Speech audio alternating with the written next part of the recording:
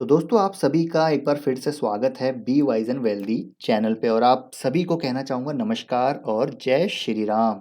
2023 की बात की जाए तो आज है अंतिम दिन, last day of calendar year 2023। कुछ ही समय बाद अब यहाँ पर 2024 की शुरुआत हो जाएगी, तो थोड़ा सा एडवांस में ही आप सभी को मैं कहना चाहूँगा हैप्पी न्यू ईयर।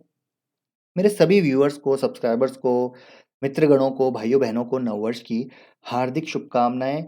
आप सभी का नववर्ष मंगलमय हो, ऐसी हम कामना करते हैं। तो बात करते हैं देखिए 2023 की, तो एज ए इन्वेस्टर हम सभी के लिए काफ़ी बेहतरीन रहा है ये साल। इस साल में ज़बरदस्त हमारे रिटर्न बने हैं, ज़बरदस्त हमारी पोर्टफोलियो लेवल पे ग्रोथ हुई है और एज ए इन्वेस्टर हमने काफ़ी कुछ सीखा है इस साल में। अब देखिए इंडेक्स लेवल पे ही निफ्टी 50 में ही करीब 20% की यहाँ पर ग्रोथ हमको देखने को मिली है और स्टॉक स्पेसिफिक तो छप्पर फाड़ रिटर्न बने हैं। तो आई होप और आई विश कि अगले साल भी हमारे रिटर्न अच्छे बने। प्रभु श्री राम की कृपा हम पे बनी रहे। अगले साल रामलला विराजमान हो रहे हैं, तो आई होप, ऐसी हम कामना करते हैं कि सभी का कल्याण हो। लेकिन जब बात करें देखिए फैक्ट्स की, stock market point of view से, तो भैया वॉलेटिलिटी तो एक हिस्सा है मार्केट का। अब अगले साल यहाँ पर हो सकता है मार्केट अच्छे रिटर्न दे दे, क्योंकि बुल मार्केट जब चलता है तो भैया काफ़ी लंबे साल चलता है। 2003 से 2007 तक यहाँ पर मार्केट चला था और गजब के हर साल मतलब डबल डिजिट रिटर्न बने थे इंडेक्स लेवल पे। तो आई होप ऐसा ही एक दौर हमको, ये जो फेज़ है, हमको भी देखने को मिले। लेकिन देखिए एक्सपेक्टेशन हमको हाई नहीं रखनी चाहिए। हमेशा हमको याद रखना चाहिए कि देखिए high expectations lead to high disappointment. ठीक है, तो एक्सपेक्टेशंस को मॉडरेट रखना है हमको। मार्केट में वॉलेटिलिटी रह सकती है, पॉलिटिकल इवेंट है। हालांकि डोमेस्टिक मैक्रोस काफ़ी स्ट्रांग हैं, ग्लोबल मैक्रोस भी काफ़ी अभी स्मूथ चल रहे हैं। लेकिन अननोन्स कभी भी आ सकते हैं, इवेंट्स, ब्लैक स्वॉन इवेंट्स कभी भी आ सकते हैं। तो उसके लिए हमको हमेशा प्रिपेयर रहना है एज ए इन्वेस्टर। हमको बोथ साइड्स पे, बोथ एक्सट्रीम साइड्स पे, यानी कि अपसाइड पे और डाउन साइड पे, उसके लिए हमको रेडी रहना है। और एज ए इन्वेस्टर अगर नीचे गिरता है मार्केट, तो अच्छी क्वालिटी स्टॉक्स में इन्वेस्ट करने का माइंडसेट और long term point of view से इन्वेस्ट करने का माइंडसेट हमारा होना चाहिए।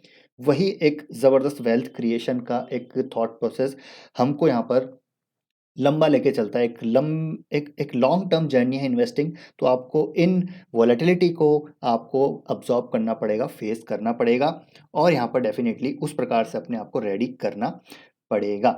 तो यहाँ पर देखिए मार्केट हो सकता है कंसोलिडेट करे, मार्केट हो सकता है ऊपर जाए, हो सकता है मार्केट में थोड़ी बहुत करेक्शन आए, कुछ भी पॉसिबल है। लेकिन हमको नॉर्मल रहना है, बहुत ज़्यादा प्राइस फोकस्ड नहीं रहना है। बिजनेस फोकस रहिए, ठीक है।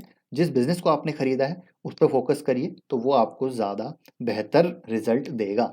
ठीक है, बात करते हैं देखिए यहाँ पर बाइंग अपॉर्चुनिटीज़ की। तो भैया अगले साल क्या यहाँ पर अपॉर्चुनिटीज़ बन रही है जो मेरे फेवरेट हैं 2024 में, वो 8 स्टॉक्स मैं आपको यहाँ पर आपके साथ शेयर करने वाला हूँ, जहाँ पर मुझे लगता है कि डिसेंट रिटर्न्स बनते हुए नज़र आएंगे। अगर मार्केट गिरा तब भी रिटर्न बन सकते हैं, ऐसा यहाँ पर मेरा मानना है, जो आपके साथ में शेयर करने वाला हूँ। लेकिन इस 8 स्टॉक से पहले एक बार मार्केट को समझ लेते हैं कि मार्केट कहाँ जा सकता है, थोड़े से फैक्ट्स एंड फिगर के साथ। तो यहाँ पर मैं निफ्टी 50 की बात करूँगा। तो निफ्टी 50 का अगर हम देखें आज की डेट में कितना प्राइस टू अर्निंग रेशो है, इंडेक्स का प्राइस टू अर्निंग रेशो है करीब 23 का, जैसा कि आप देख रहे हैं आज की डेट में 23 का पी है। और अगर हम हिस्टोरिकल मीडियन देखें, हिस्टोरिकल पी देखें, यानी कि मीडियन पी देखें, तो आप देख रहे हैं कि करीब 20 से 21 का एक हमको median price to earning ratio देखने को मिलता है और आज की डेट में 23 है।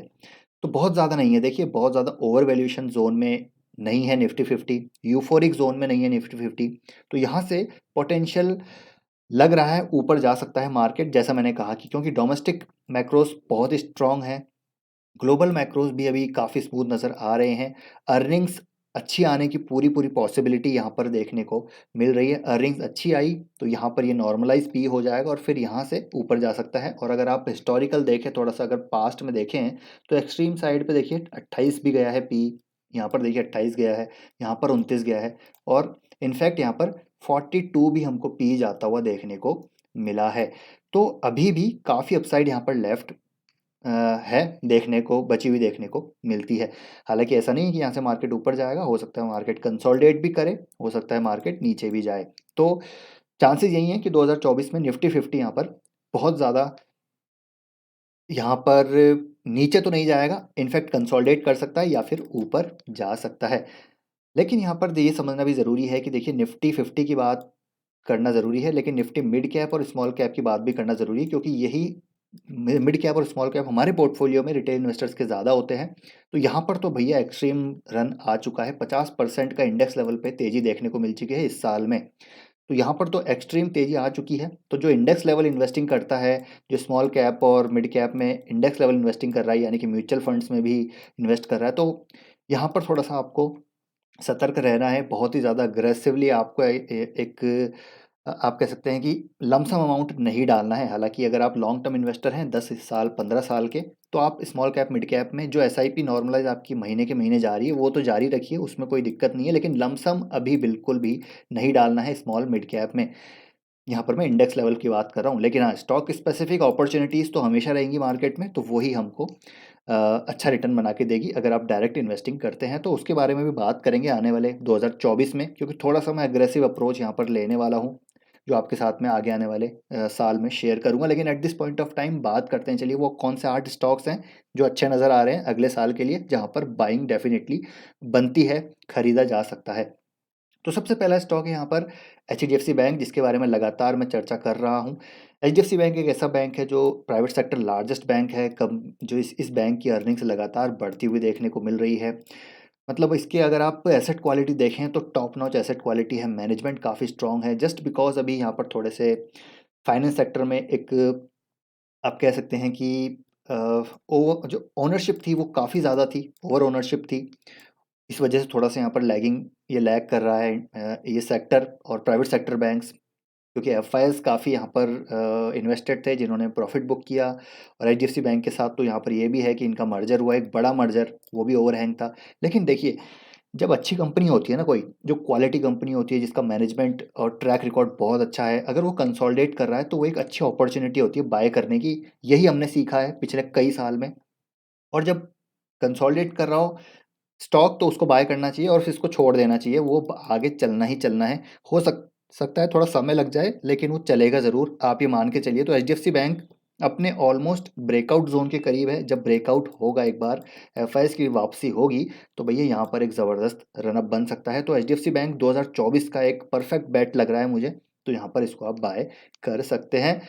और यहाँ पर देखिए थोड़ा सा ये भी आपको माइंड से रखना पड़ेगा कि ये कोई 25-30% ग्रोथ स्टोरी नहीं है, ये एक कंसिस्टेंट 15% स्टोरी नज़र आती है अगले कई साल तक। तो वो आपको याद रखना है। और कंपाउंडिंग एक ऐसा फैक्टर है, eighth wonder of the world इसको ऐसे ही नहीं कहा जाता। और अच्छे क्वालिटी बिजनेस के साथ आप लंबे समय तक टिके रह सकते हैं, जो हमको एक कन्विक्शन भी देता है, पेशेंस भी देता है, और पोर्टफोलियो में ओवरऑल स्टेबिलिटी भी देता है। तो आप देखेंगे एचडीएफसी बैंक बहुत ज़्यादा करेक्ट नहीं हुआ है, जहाँ पर small cap mid cap 50-60% correct हो जाते हैं, ये स्टेबिलिटी देते हैं, ये इतना करेक्ट नहीं होते। तो ये है एचडीएफसी बैंक। दूसरा है एसबीआई कार्ड, इसको मैंने अभी कुछ दिनों में लगातार कवर किया है। एक बहुत ज़बरदस्त डिमांड जोन पे एसबीआई कार्ड नज़र आ रहा है। अभी यहाँ पर निम्स के प्रेशर हैं, थोड़ा सा यहाँ पर जो कॉस्ट ऑफ बोरिंग है उसका थोड़ा सा इश्यूज चल रहे हैं। लेकिन देखिए बिजनेस की ग्रोथ, अगर आप अर्निंग ग्रोथ देखेंगे तो वो अभी भी 20% के आसपास आ रही है। और कार्ड्स बिजनेस में मतलब आप कह सकते हैं कि दूसरे नंबर पे है ये, ठीक है। और एक एक लौता लिस्टेड कंपनी है जहाँ पर अर्निंग्स लगातार आ रही है, और एक ऐसा बिजनेस है जहाँ पर लॉन्ग टर्म विजिबिलिटी नज़र आती है। तो एसबीआई कार्ड इन लेवल्स पे बहुत ही अच्छी बैट नज़र आ रही है, और इसको आप लॉन्ग टर्म यानी कि 5-10 साल आराम से यहाँ पर होल्ड कर सकते हैं। और एसबीआई एक ऐसी फ्रेंचाइजी है जो तो यहाँ पर रहनी ही वाली है, क्रेडिट कार्ड का बिजनेस, तो और यहाँ से लगातार ग्रो होगा। इंडिया जैसी इकोनॉमी में कार्ड्स तो अभी अंडर पेनिट्रेटेड ही नज़र आते हैं, तो यहाँ पर ग्रोथ आएगी। तो करंट मार्केट प्राइस पे बाय है, और लॉन्ग टर्म ये बाय मैं आपको बता रहा हूँ। और हो सकता है 2024 में एक अच्छा रिटर्न यहाँ पर एसबीआई कार्ड्स में बने, एचडीएफसी कार्ड में बने। थर्ड है यहाँ पर कैम्स, ये एक और दोस्तों यहाँ पर एक मोट बिजनेस मैं कहना चाहूँगा इसको, क्योंकि देखिए बैक एंड जो सपोर्ट है ये ओवरऑल म्यूचुअल फंड इंडस्ट्री के जितने भी बड़े दिग्गज प्लेयर्स हैं सभी को यहाँ पर प्रोवाइड करा रहा है कैम्स, ठीक है।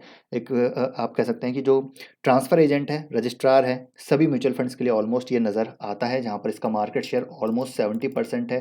टेक्नोलॉजी इसके पास मोट है, इंफ्रा का मोट है, सब तरह का एक यहाँ पर मोट नज़र आता है। इसके पास एडवांटेज है, और दो ही प्लेयर हैं, के फिनटेक, कैम्स, जो इस इंडस्ट्री को केटर करते हैं। कैम्स यहाँ पर मार्केट लीडर है, नहीं चला स्टॉक, काफ़ी टाइम से कंसोलिडेट कर रहा है। एक ओवरहैंग था इसमें प्राइवेट इक्विटी सेलिंग का, वो अभी निकल चुका है, और यहाँ से मेरे को लगता है कि स्टॉक अब चलना शुरू करेगा। और लॉन्ग टर्म स्टोरी है, एसेट कैपिटल मार्केट्स की कैम्स जैसी कहानी बहुत लंबी चलने वाली है, तो इसको long term point of view से बात कीजिए। नहीं चला है, देखिए 2021 नहीं चला, 2022 नहीं चला, 23 नहीं चला, तो अब ये चलेगा। चलेगा, थोड़ा हो सकता है टाइम लग जाए लेकिन चलेगा ज़रूर। तो कैम्स को भी करंट मार्केट प्राइस से बाय करना शुरू कर सकते हैं। अब ऐसा नहीं है कि जहाँ से बाय करें वहीं से बढ़ जाएगा, ऐसा नहीं होता। हो सकता है आप हमेशा एक्सपेक्ट करिए कि 10% और गिर जाएगा हमारे बाइंग लेवल से, लेकिन अगर आपको बिजनेस में कन्विक्शन है, आपको फ्यूचर पे कन्विक्शन है, सेक्टर पे कन्विक्शन है, तो आप कोशिश कीजिए कि उनको ऐड किया जाए, लेकिन हाँ, हमेशा अलोकेशन का ध्यान रखना है।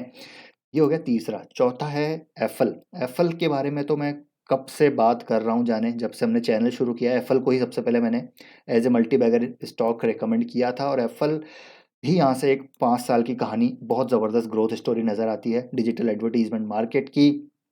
तो एफएल यहाँ पर मार्केट लीडर है, ग्रोथ काफ़ी अच्छी है, मैनेजमेंट काफ़ी स्ट्रॉन्ग है, और कंपनी यहाँ पर लगातार आप देखेंगे तो अपने जो पेटेंट्स है, लगातार आप देखेंगे तो कितने ज़बरदस्त पेटेंट्स इन्होंने एक्वायर कर लिए हैं। तो पेटेंट मोट भी है इसके पास, टेक्नोलॉजी, और एक आप कह सकते हैं कि सेक्टर लीडर भी यहाँ पर ये नज़र आता है। और लगातार आप देखेंगे तो मैनेजमेंट ऑर्गेनिक के साथ साथ इनऑर्गेनिक ग्रोथ की भी बात करता है, जहाँ पर ये लगातार एक्विजिशन करते हैं और एक मॉडरेट कंपनी को हाई लेवल मतलब पे लेके जाते हैं। मतलब आप समझ सकते हैं कि एक मतलब नॉर्मल कंपनी को एक्वायर करके उसकी ग्रोथ को भी ये एनहेंस करते हुए नजर आते हैं। तो इस प्रकार का एफिशिएंट मैनेजमेंट है, तो मैनेजमेंट पे बैठ है एफएल के, और बिजनेस तो डेफिनेटली काफ़ी अच्छा है, तो इसको भी धीरे धीरे आप बाय ऑन डिप्स यहाँ पर कर सकते हैं, एफएल इंडिया को भी।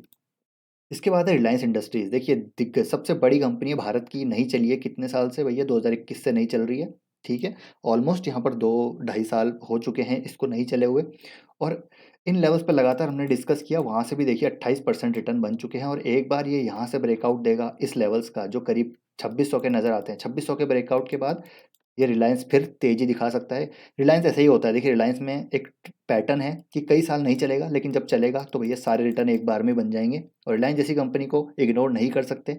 हर सेक्टर में निवेश कर रही है कंपनी, ग्रीन एनर्जी में, बैटरीज में, रिन्यूएबल्स में, रिटेल में, डिजिटलाइजेशन में, कहाँ नहीं है रिलायंस। तो रिलायंस को इग्नोर करना बहुत मुश्किल है।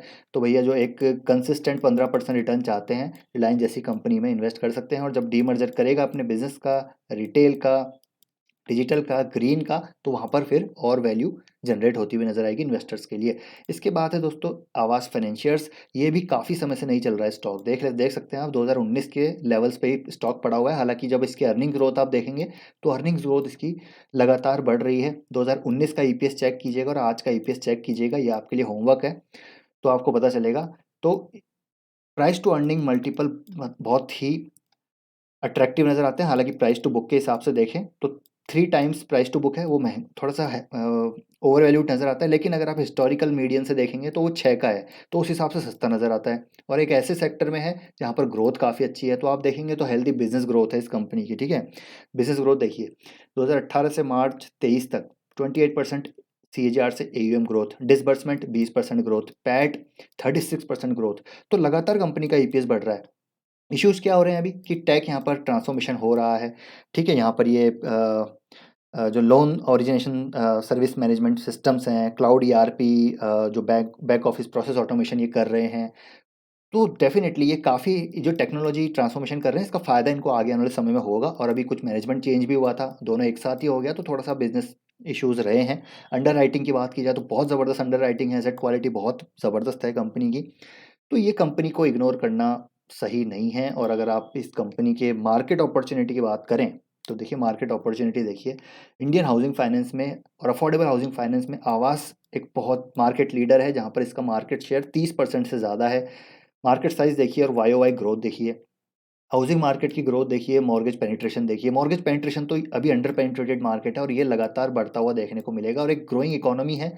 तो यहाँ पर आवाज़ जैसी कंपनी, मेरे को लगता है यहाँ पर अभी थोड़ा प्रेशर में ज़रूर है, लेकिन ये भैया प्रेशर से निकल के वापस से अपने जलवे दिखाना शुरू करेगी। एक बार यहाँ पर ग्रोथ आ गई तो इसकी री रेटिंग होना वापस से शुरू हो जाएगी। और AUM ग्रोथ 20 से 25% यहाँ पर मैनेजमेंट खुद ही गाइड करता है लगातार, और आ भी रही है, ठीक है। तो ये कंपनी हो गई।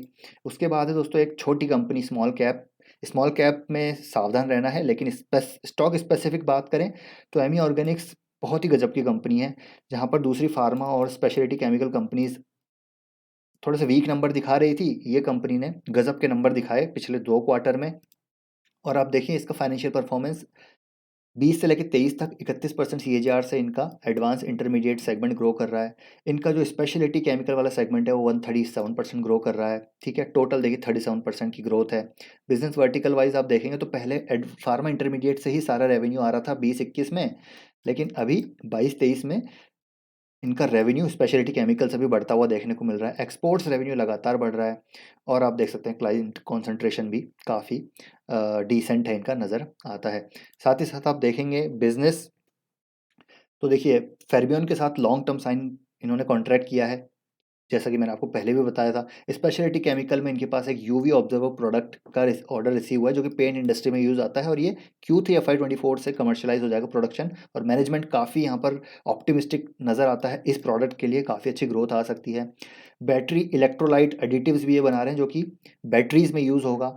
साथ ही साथ ऐसे सेगमेंट में भी उतर रहे हैं जो कि जो एक स्टोरेज डिवाइसेस में भी काम आता हुआ देखने को मिलेगा, और डेटा सेंटर्स में वो काफ़ी यूज़ होते हैं। रिन्यूएबल्स में जो स्टोरेज होती है पावर की, उसमें काफ़ी यूज़ होते हैं।